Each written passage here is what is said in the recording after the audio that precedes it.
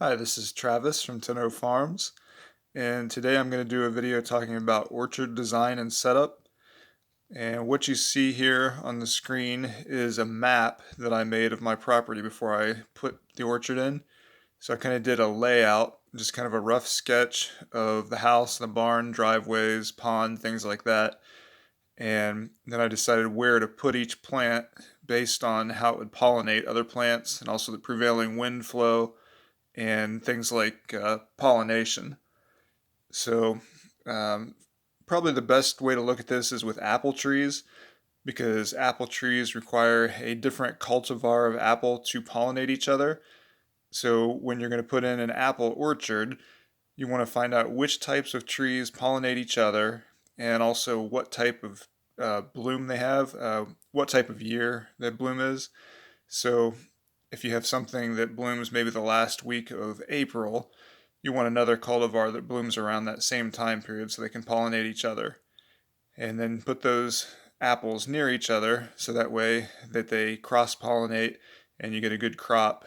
And also, if your wind, as it does here in Ohio, predominantly goes from west to east, then you want to put the trees east and west of each other so they can pollinate. Another thing that's important is the bees, of course, for pollination. So you can put in other plants that have lots of pollen, lots of flowers to bring your bees in. Some things like that can be sunflowers or other types of flowers. And crab apples are really good.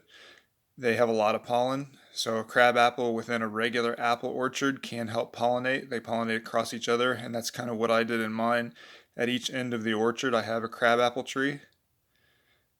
Other than apples, some of your other fruit trees like pears, peaches, plums are self-pollinating, but they still do better when you have other varieties around to cross-pollinate with each other.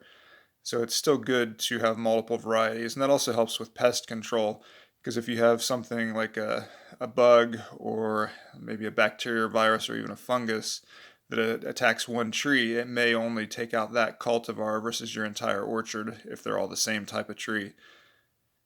Something else you can do in orchards to help with pest control and also to make them more productive is to put other plants that are not necessarily orchard plants but that are called nitrogen fixers. They're things like black locust, red buds.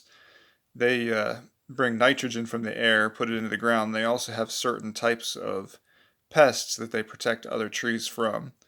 So when you put your orchard together, keep all these things in mind, and then you can design something that's going to flow with nature and will be more productive in the long run and also safer from your pests. Hope everybody enjoyed that. If you have any questions, just go ahead and ask below. Thanks a lot. Bye.